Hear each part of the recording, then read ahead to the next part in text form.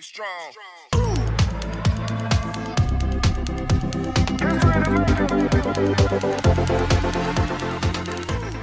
Hi guys, welcome to another episode of Lifestyle Topic. I'm your host Obiyan Watara. So today's topic get as it be. People keep coming in my DM telling me to talk about relationships, how to get your relationship back on track and things like that. And I have said it from the very beginning. I am not a relationship coach. I'm not okay. What I'm going to be sharing with you today is basically born out of my own experiences or experiences of friends that I've, had the honor of knowing about their relationships.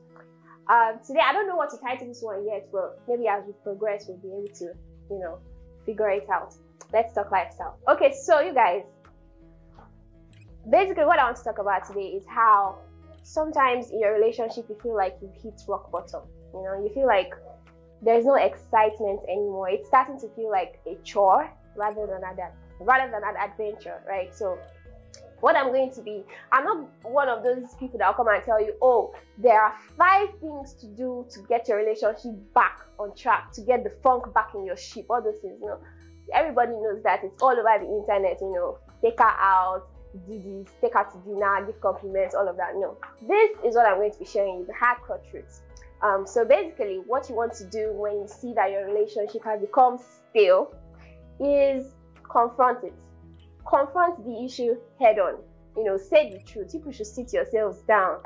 Tell yourself this thing, it has dabaru. You get as it is. It's not exciting anymore. Some people don't want to come face to face with that truth because on social media or to everybody else, they have the perfect relationship, Refer to the video that I made, the episode on social media relationships, to understand what I'm truly talking about. So here what you want to do is sit with your partner, ask each other, how do we really feel about each other now? What do we want to do from here? Do we want to go our separate ways or do we want to fight for what we have? If the answer is that you want to fight for what you have, then let us progress to the very next point. Okay, number 2 is don't cover it with makeup. See, that people are very fond of doing this thing. You have an issue, right? You have an underlying issue that is eating at the bedrock or the foundation of your relationship. But instead of talking about it and walking through it, you just gloss over it. One mistake that people make is they feel like showing or expressing, actions of grandeur is what would, help you regain love in your relationship. No. What you need to understand is that regaining trust is way better, or rather, way more important than regaining love in your relationship. Because once there's no trust, seriously, there's nothing to work with. Okay, so I'm going to tell you a little story. There was this group of friends, my group of friends, 2 best friends and a few other people in the same group, and these 2 girls liked one particular guy in their group, and the guy liked both of them as well. Unfortunately, one of the best friends moved away from where they all live, and so it gave an opportunity for the guy and the other best friend to be, closer range. And so what happened was, out of nowhere, the girl that moved away realized that her best friend and this guy that she liked, or they both liked, were dating. And so she called him and she's like, why would you do that when you know that I like you? And she doesn't even like you as much as I do. And it's created a sort of tense atmosphere in the friendship. So over the years, she felt like she had forgiven him, she moved on.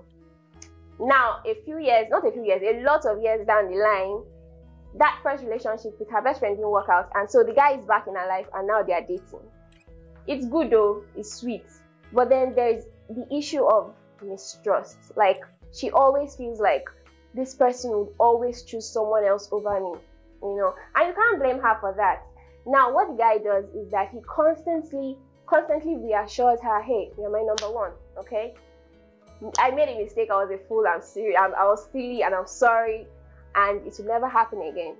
He reassures her all the time. Now, she brings it up all the time, unknowingly to her, but it must have hurt her a lot for that to happen, right? And so every time that she brings it up, myself, I'm scared. I'm like, let this thing go now. You are nagging the guy too much. But he keeps reassuring her, and he tells us, his friends, that no, it takes his time to reassure her. And, you know, why he's doing that is that he wants her to be confident in his love for her. You know, so basically, when there's an issue that has eaten deeply into your relationship like that, don't feel like you talk about it once and then it's over. It's really not. Tackle it and do it for as many times as you possibly can until you are sure that you have regained each other's trust. Okay, next thing is to never underestimate alone time. You guys, I know that in the beginning, but it used to sweet all of us. So 24/7 you are with your person. You are going to classes together, you're going out all the time, you know, you're going to the same church, you're in the same units, all those things. After a while, I'm not saying it's not sweet though, but after a while it begins to get tiring. You begin to get bored with the person. Now I know that communication and lovey-dovey is important in the relationship. Just don't overdo it. Never underestimate how much alone time can do for you. And now I don't mean alone time to get down. I mean sit with your partner and tell them, guy, babe, I need some me time. I remember there was a time I was in this relationship. It was wonderful. Everybody knew us together. We're going to classes together. We're everywhere together. If you see me in front like this, if I'm walking towards you, you'll see him right behind me. But then after a while, I started to feel choked. Now this doesn't mean that you don't love the person anymore. No, you might actually love the person. You probably do love the person, but it just kind of takes away from you as a person. Like you feel like you don't have a personality anymore without that person. It happens. It's not bad. It's normal. So what you want to do is sit with this person and say, hey, we need separate hobbies. We need separate things to do with our lives. And I'm sure that the person, of course, if you're in a relationship with a reasonable person, they'll get it. I was in this relationship and I started looking for ways out, you know. Sometimes I'll go home late, like really late, or after classes I'll go somewhere else and say I'm with my friend, just to go and sit alone and relax and, you know, do my yin yang thing. And it began to breed mistrust between me and my partner because I wouldn't always tell him. I didn't feel like always telling him where I was.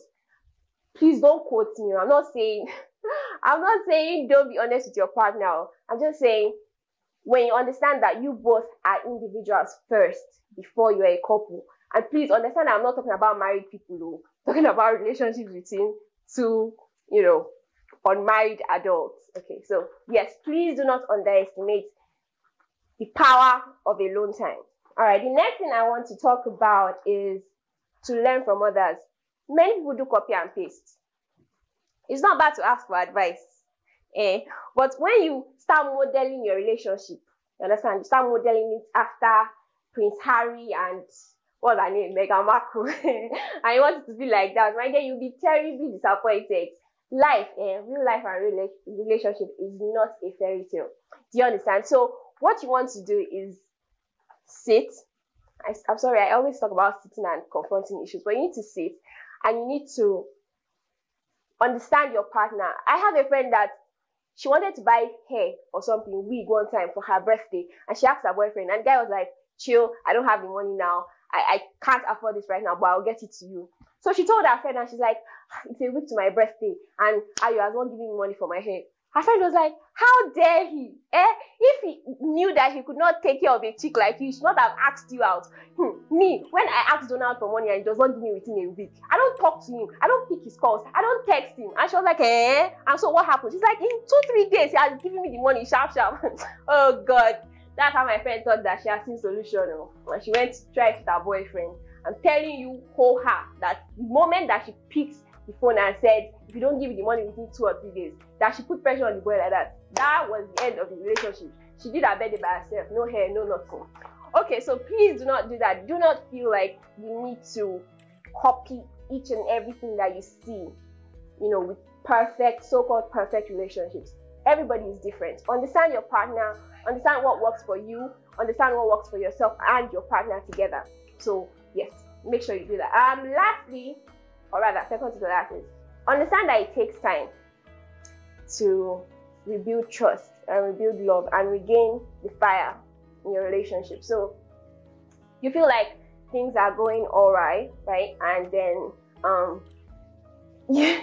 you want to put the spark back in your relationship, and then you take her on one date, or you do one good thing, and you feel like immediately that should, why is she behaving that? Maybe yesterday I took her out, maybe yesterday I gave her 50k to go and do shopping.